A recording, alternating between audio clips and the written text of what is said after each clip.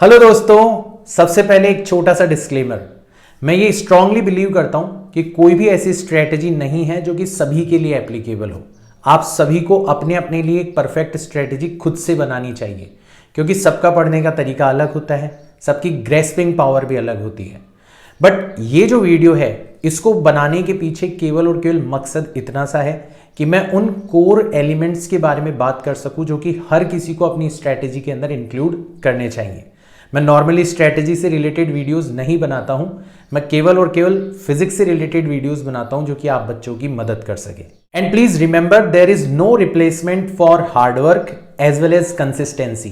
तो ये जो स्ट्रेटजी मैं आपको बता रहा हूं, ये केवल और केवल तब ही आपके लिए एप्लीकेबल होगी जब आप हार्डवर्क करने के लिए तैयार हो, वो भी कंसिस्टेंटली। ऐसा नहीं कि आपने 5 दिन इस स्ट्रेटजी को फॉलो किया और फिर उसके बाद में अगले 10 दिन तक भूल गए, तब आपके लिए ये स्ट्रेटजी वर्क नहीं करेगी।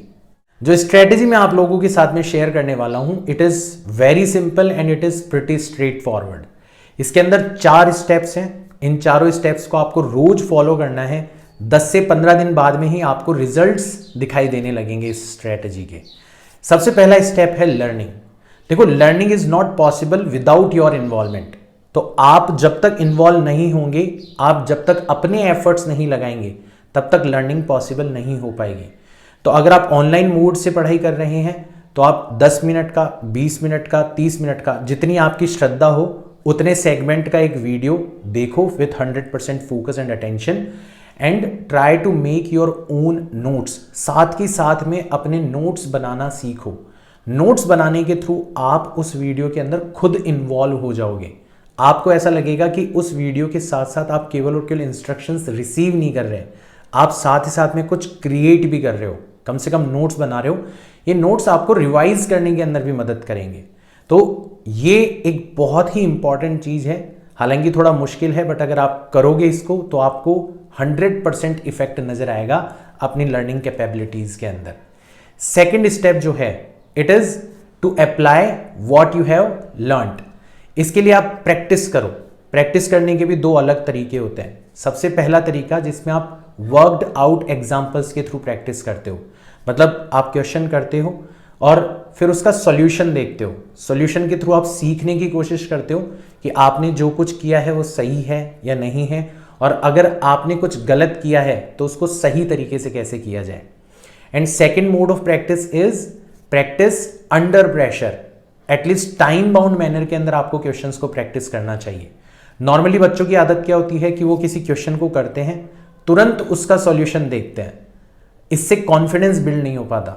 इसकी बजाय आप 10 से 15 क्वेश्चन का एक सेट बनाओ, उसके लिए टाइम डिसाइड करो, लाइक 30 मिनट और 40 मिनट्स, एंड उस टाइम बाउंड मैनर के अंदर उन सारे क्वेश्चंस को एक साथ सॉल्व करो, उनके आंसर्स टिक करो एंड फिर एक साथ उनका सॉल्यूशन देखो। एग्जाम में भी तो ऐसा ही होता है ना यार। एग्जाम में अलाउड थोड़ी ना होता है कि आप कोई क्वेश्चन करो और उसका सॉल्यूशन आप साथ के साथ दे सको। तो अंडर प्रेशर प्रैक्टिस करना बहुत ही ज्यादा इंपॉर्टेंट है। जो थर्ड स्टेप है, it is very important, discuss your problems. अब इसके लिए आपका कोई ग्रुप हो सकता है आपके फ्रेंड्स का, जिसके अंदर आप एक हेल्दी डिस्कशन कर सकते हो। कोई भी प्रॉब्लम अगर आपको फेस करनी पड़ रही है, देखो, आपके दोस्त से ज्यादा बेटर तरीके से आपको कोई भी नहीं सिखा सकता। लेकिन अगर आपके पास में इस तरीके का कोई ग्रुप नहीं है तो आप मेंटरशिप ले सकते हो। जैसे आप मुझे डायरेक्टली अपनी प्रॉब्लम्स भेज सकते हो। मैं ट्राई करता हूं कि हर बच्चे की हर प्रॉब्लम का सॉल्यूशन उनको 1-to-1 मोड के अंदर प्रोवाइड करवाया जाए। तो आपको सारी की सारी लिंक्स जो है ना, वो डिस्क्रिप्शन के अंदर मिल जाएगी। आप कहां कहां अपनी प्रॉब्लम्स मेरे पास में भेज सकते हो।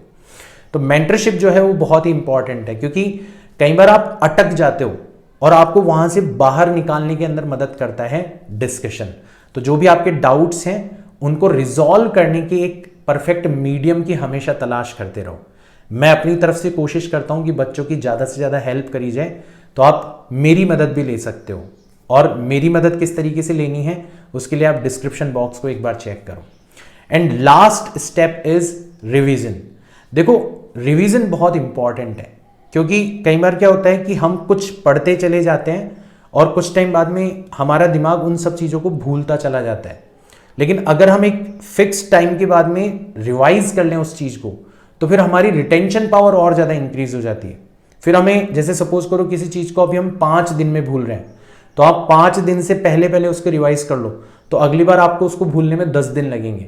10 दिन से पहले पहले रिवाइज कर लो तो अगली बार आपको 30 दिन लगेंगे, और फिर कुछ टाइम बाद में परमानेंटली आपके दिमाग के अंदर वो इंफॉर्मेशन स्टोर हो जाएगी।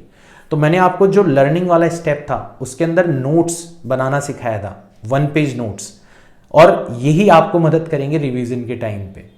तो रिवाइज करो, जितना फ्रीक्वेंटली आप रिवाइज करोगे, देखो अगर आपका सिलेबस बहुत ज़्यादा कंप्लीट हो चुका है ना, तो रिवीजन वाला जो पार्ट है वो आपका इंक्रीज हो जाना चाहिए। सो ये जो चारों स्टेप्स है ना, इनको आपको रोज रिपीट करना है। Learn, apply, ask and revise. Learn, apply, ask and revise. इनमें से एक भी स्टेप, एक भी दिन मिस नहीं होना चाहिए। नॉर्मली क्या करते हैं बच्चे, बहुत सारा टाइम केवल और केवल लर्निंग के अंदर गुजारते हैं, और वो भी सही तरीके से नहीं करते। फिर आता है टाइम प्रैक्टिस का।